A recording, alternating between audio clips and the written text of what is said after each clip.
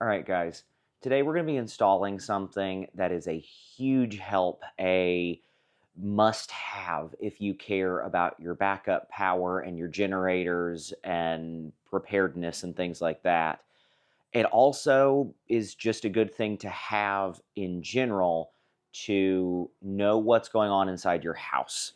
And that is a whole panel energy monitor. We're going to be doing the Emporia Vue 3. This is not a promotion for them or me saying this is the best one that you can get or anything else. There's a ton of them out there. This is the one that I'm installing. I've done one other one of these, but it was on a much simpler panel. This one specifically is the 16 CT version with two main CTs. Those are current transformers, and those are what take the measurements from the circuits. They clamp around the wire and feed it the information as to how much current is going through that circuit.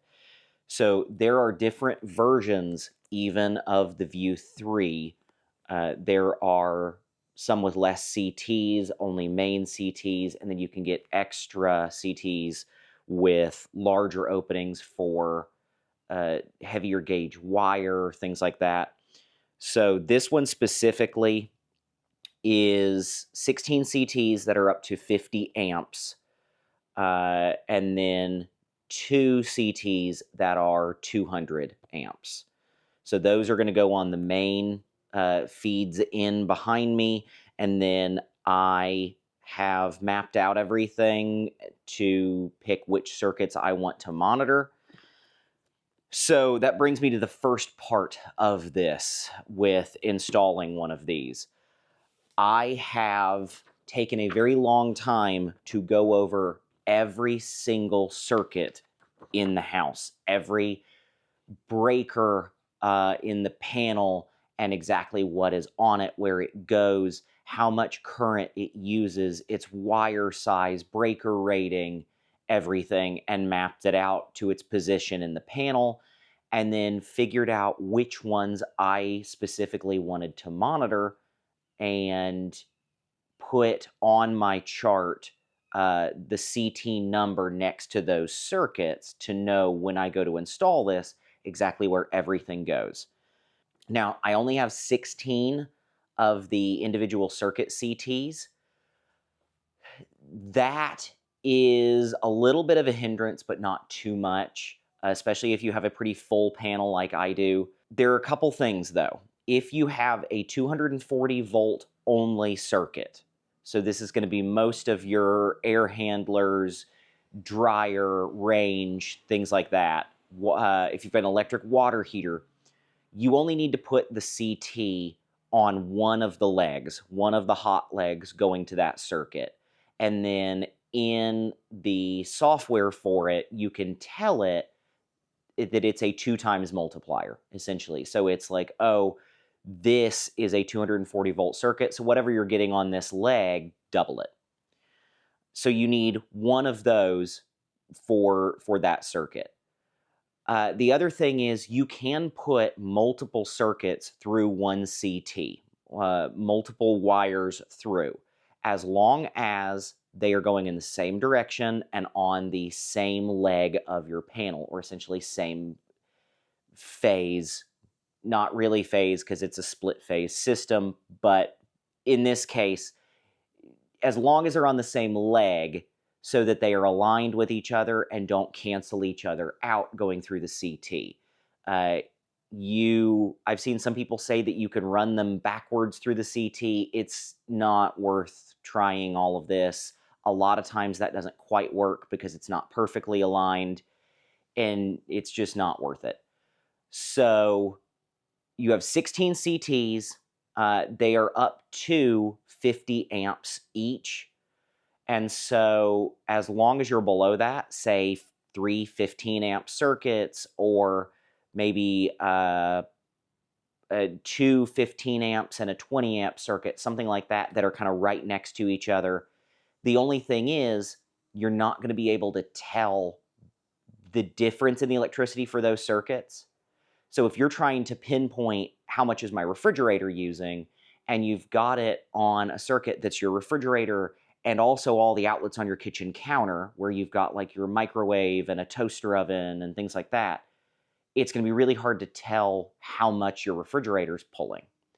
Now, there are remote like Wi-Fi outlets that are controllable that Emporia makes. I'm sure some of the other companies have something similar, and you can actually break the current usage down using those.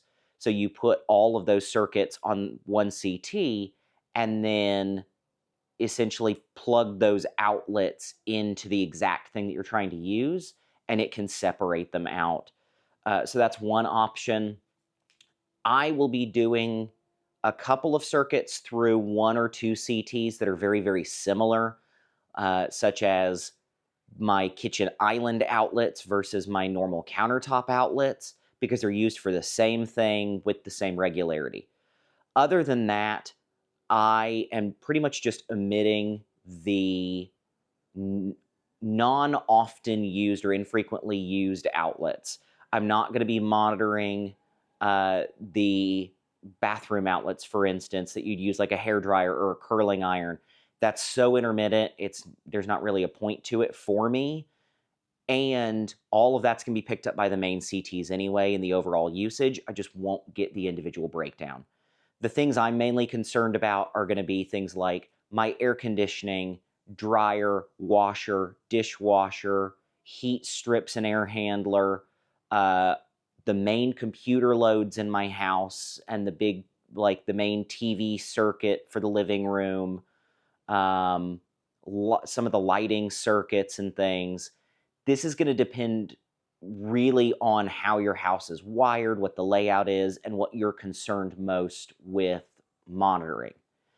But the cool thing is, this is going to give a complete breakdown, essentially, and a graph over time of your energy usage, which really will help you plan in a backup situation, or even if you're planning in the future on getting solar or a backup battery system, a whole home generator, anything like that.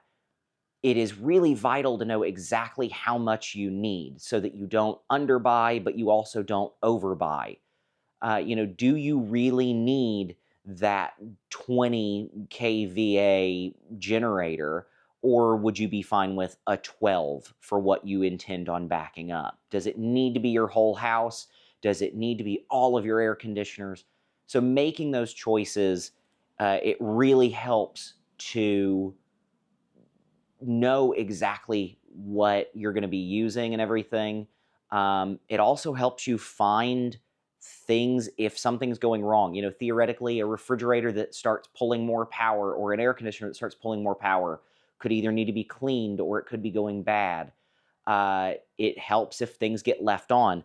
There's actually a mode in the Emporia app that enables you to label certain circuits with alarms and things like your location. So let's say you left the house and the stove was still pulling power. It could actually pop up a message on your phone saying, hey, you left the stove on. Things like that are super cool. Maybe a bathroom outlet's pulling power to tell you the curling iron was left on or something. Or it's been on for too long, even if you're home and because you were doing something, ironing, whatever, and forgot about it. Walked away and were like, oh, I didn't realize I'd left that there. So things like that can be helpful. There's a ton of usage for these. It's not a super simple install, I will say that. Especially if you have a pretty full panel like mine is, I've got to try and fit all of these CTs in there. I've got to fit the box in there. There's certain restrictions with it. There's a Wi-Fi antenna. It can be wired with this one. I'm just not too thrilled with running my low voltage data into my main panel, so I'm going to try and use just the Wi-Fi for that, even if I have to put some sort of access point nearby to pick it up. But this is definitely something that if you're going to do it, if you're not comfortable with major electrical things, you should probably have an electrician do it. It is something that can be done yourself. You just have to really know what you're doing and probably shut your panel off completely to do it. So with that, let's get this unboxed, see what's in there, and get it installed in the panel. All right, so this is the Emporia Vue 3. We're gonna get the wrapping off of it and double check everything's in here. It says there is the energy monitor, 2 or 3 main CTs. This is a 2 main CT version, 16 branch CTs, all the wiring harnesses. You will have to tap 2 of the breakers or 2 of the circuits in your panel in here, or if you have free space, install an additional like 240 linked breaker or something like that, just to give it power and so that it can measure the voltage on both legs of your panel.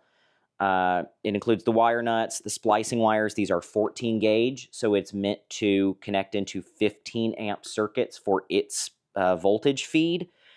You can change this if you put in your own breakers, or if you change out their splicing wires to the correct size for the circuit that you're tapping into.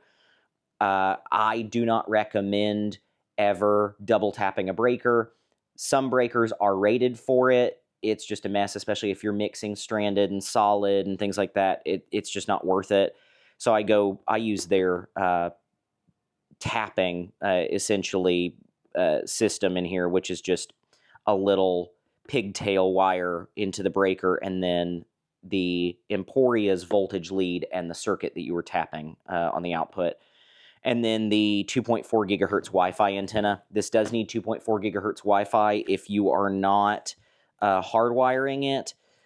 So keep that in mind. A lot of things now are 5 gigahertz and don't play nicely with 2.4. A cool thing with the Emporia, too, is if you are a home assistant user, smart home user, something like that, theoretically, if you've got the knowledge to do so, this runs an ESP32 kind of board on it. And so there is a guide online. It's not super simple. It does involve soldering or pogoing essentially to some pads on here, but you can flash the firmware on here. So let's say that for some reason they ever went out of business or something. This is not a dead device. You can do it, or possibly have someone do it for you, and keep using this locally with all of your smart home stuff. So this is the main unit right here. You've got all of the Phoenix connector style CT inputs on the top, and then larger Phoenix connector for the main power feed. There are, I think, 3 lives, and then a neutral and a ground. So you can do 3-phase, or in this case, it just has you do leg 1, leg 2, and then put the other one on the neutral bar with the neutral to bring it down to the same potential. RJ45 for hardwired Ethernet, the like SMA connector for the Wi-Fi antenna, and then you've got just some little threaded kind of mounting hole things back here that we're not going to use. Then you've got multiple boxes of accessories. So the main accessory box is going to be, this is a little filler. There's nothing in here. And then you've got the 2 main CTs. These are a larger diameter for 200 amps. And then you'll notice on all of these CTs, they're also directional. So you need to make sure that if it tells you to put this toward the breaker, that you do. Otherwise, the power is going to be going in instead of out. So also, it's got guides in here for if you do have solar install and where that's tapped and how. So just something to keep in mind, to follow the guides really well with this and make sure that your directional is correct. These use ferrules, crimp-on ferrules for the CT ends, so you can shorten these to clean up your connections a little bit if you want to make a neater panel install. You're just going to need a good ferrule crimper. I think it does say you can put the bare wires in here. That's not my preferred method of doing it. If I'm going to cut them off and shorten them, I'm going to put the ferrules back and tighten the screws back down. And then in here, we've got the wire nuts, the 14 gauge pigtails for tapping the voltage circuits, the antenna, and this just has a little plug. It's meant to come out of your electric panel. I'm going to have to do a little kind of funny configuration with that to get it outside of mine. Probably turn this around backward and put it in from the opposite side, solely because I don't really have access to the outside of my panel where I'm going to be putting this. So we'll have to see with that. And then you've got the main voltage sensing and power leads. So these already come on their little Phoenix terminal block that just plugs in. And then you've got your, okay, there is no ground on here. So you've got just your neutral, and then you've got 3 leg leads. So you've got your black, your red, and your blue. For a split phase L1, L2 panel, you're going to use just the red and the black, and then the blue is going to be tied to the neutral on the neutral bar with this, and it just plugs in. The other 2 boxes essentially are the same, and they are your circuit CTs. So you get 8 CTs per box. These are a smaller diameter. They do sell on their website, I think, a larger diameter CT. It's got like the same current rating, but it has a larger opening in case you've got maybe a longer wire run or something, so you've got a heavier gauge for like a 50 amp circuit or something. I don't think that anything in my panel is going to be bigger than that. These supposedly are 10 mil CT openings. That's a pretty good size wire, but I do have a couple of, or I have one circuit in particular that is 60 amps non-continuous for a heat strip.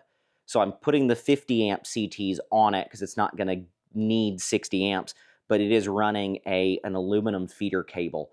And so that is sized up on that, and we're right on the edge probably, depending of fitting this through it. So we will have to see with that. This box, again, same general thing. It's just another 8 CTs. And these CTs are not, they're, again, directional, but they are not numbered in any way. Their number comes when you plug them in. So this is now number 1, but if I plugged it into number 16, it would be number 16. So it is the location where you plug these in, not the CT that you use. So we're going to go off that. I've got my little chart here as to what I am metering. Car chargers, dishwashers, air handlers, my IT closets, and things like that. So let's get to it and get this guy installed. So first thing I'm going to do is actually turn off this system. This is a automatic transfer switch.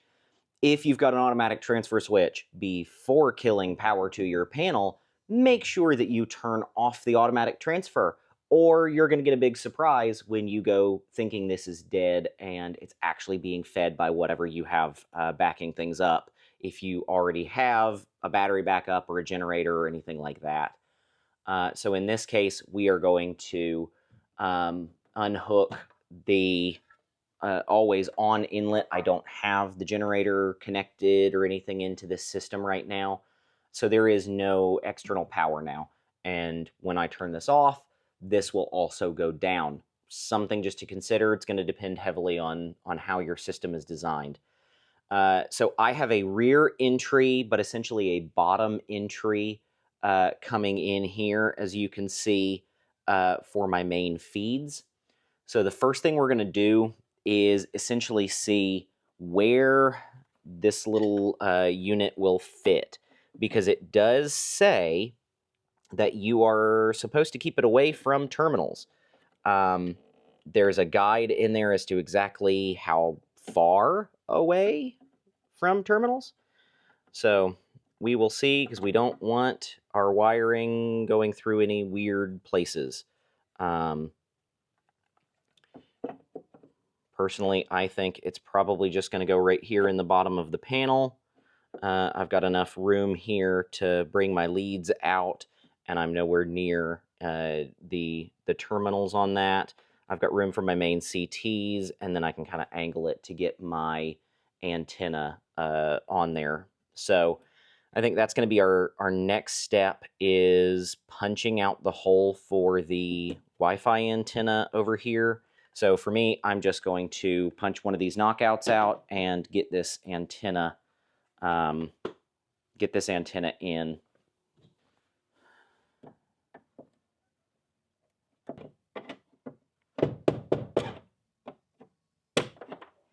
Also, in case it was not clear, this is what I'm doing, or a how I, not a how to. So just take everything here as you will, and you kind of got to find your own way to do some of this. There's best practices, and then there's it works. So bear with me on that one. So again, I am going to see, I'm going to pop this little antenna guy off here, and we're going to feed this connector through backward. And then I'm just going to stick it down in here.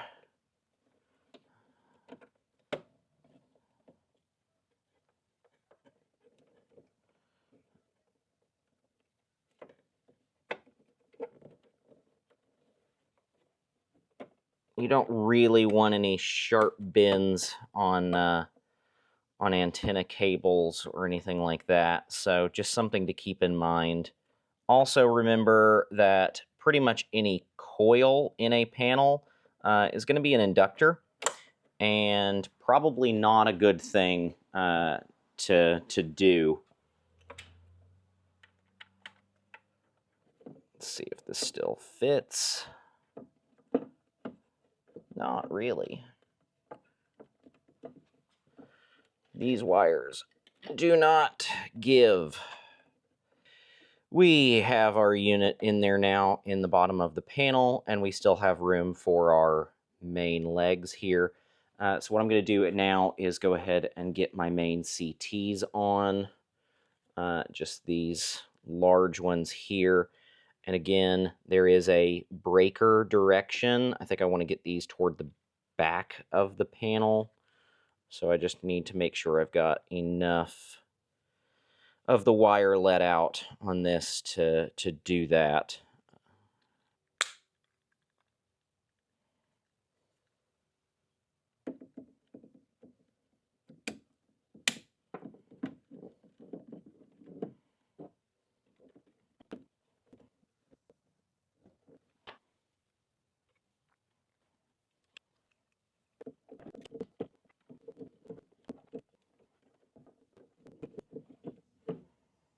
Okay, that is our two main CTs installed. So now we just need to get the power feed on the neutral bar and the breaker that we're going to be using.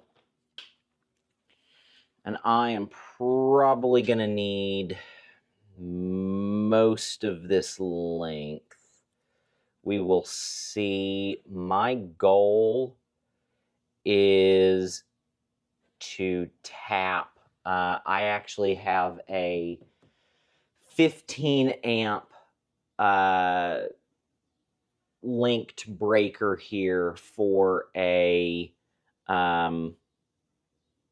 common neutral circuit, which is kind of ideal for getting the voltage feed off of, because they are on separate legs.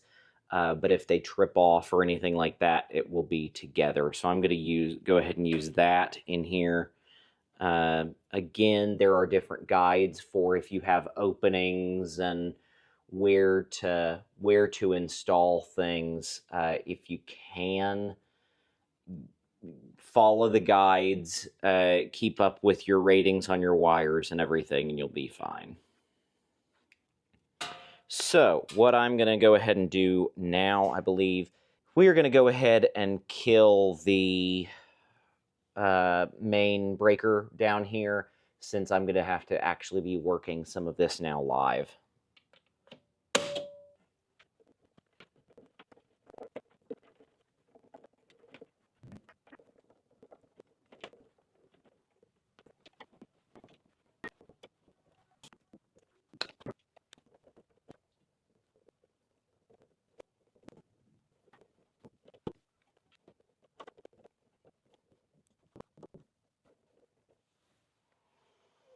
All right, that is our voltage sensing in on the 15 amp breaker, and then our CTs. So technically this is all ready to measure and start up and everything else, but there would be no branch circuits now metered, so it would just be our main current usage and all that.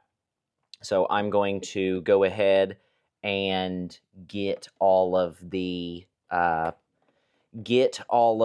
CTs installed according to my diagram here, and hopefully do a nice enough job that we can get the cover back on. As you can tell, because of my backup power and everything else, we've got a lot of wires in here. It is pretty much as orderly as it kind of can be for how much is going on in here, but we've still got to be very careful with how we work with this.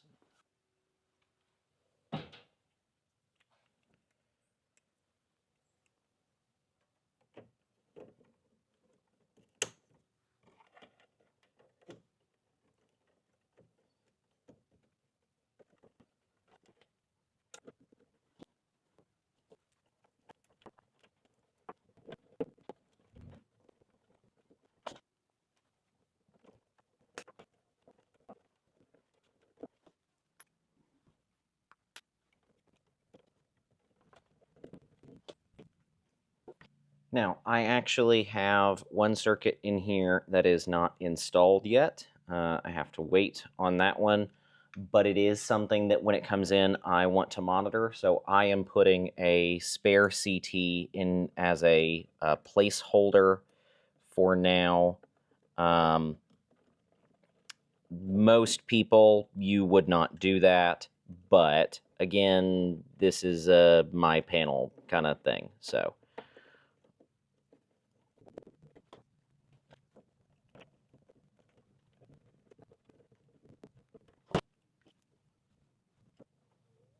Order of operations is very important here.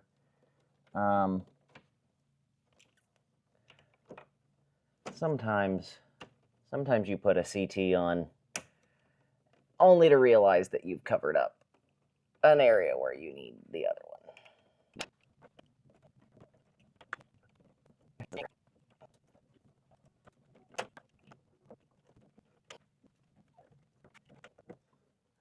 Always remember, it does not have to be necessarily right by the breaker. So if you've got a much nicer place to get the wire on, or get the wire through the CT, use it.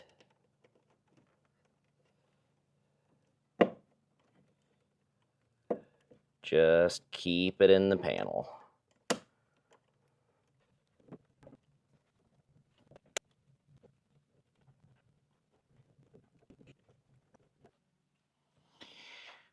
All right, that was one side of the panel. 8 more to go.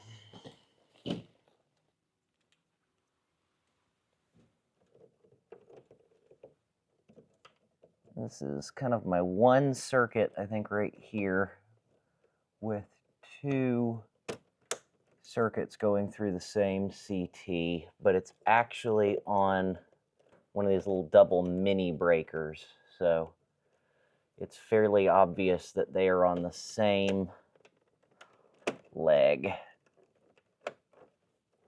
All right, that is all of the CTs in. Again, as you can see, there's some not fun stuff with trying to get some of these in, depending on how tight your panel is and what's where. It could possibly be made a little bit neater, but probably not by much. So now we just need to power this on, double check everything, and then we've got to get the app. I actually already have it on my phone, and connect this up to the Wi-Fi. See how everything works.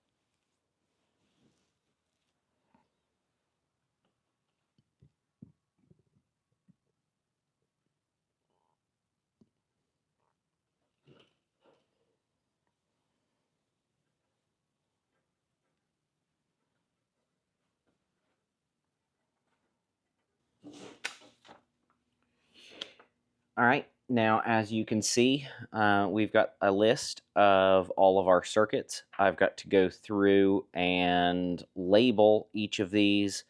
I can actually know what each of the CTs is pulling, and the main one, you see right now it says I'm using 3.8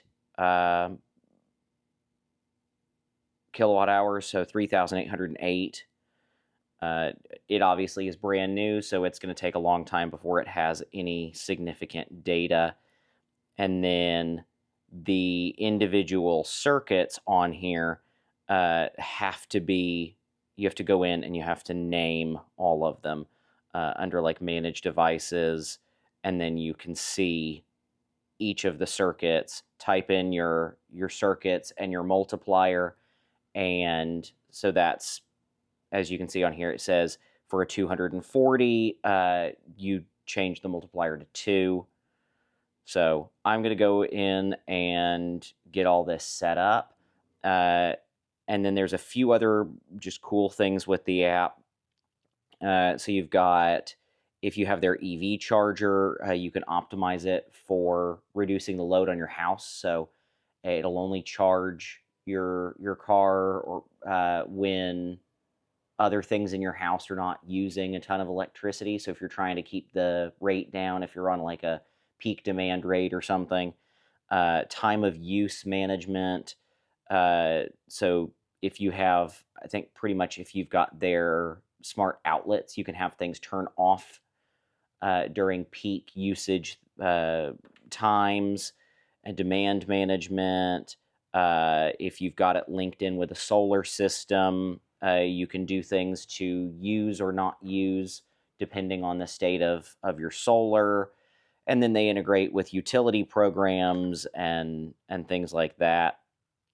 There's also a bunch of alarms and things that you can set. So under notifications, you've got different things. So it's saying oven left on, but like I was saying earlier, you can set that pretty much to just whatever you want as far as if the circuit is pulling power when it's not supposed to, or for a certain length of time or whatever. It can send you a push notification. Again, integrations with their EV chargers, notifications if the device goes off the internet, just things like that. So there's a lot here to configure that we're not going to go into in all of this. This was just a general overview of how one is installed and kind of what it does, not a full setup tutorial, but we're most of the way there. So I'm going to take my sheet and spend the next hour or two probably plugging away at getting all of these labeled, and that's pretty much it. I will see you guys in the next one.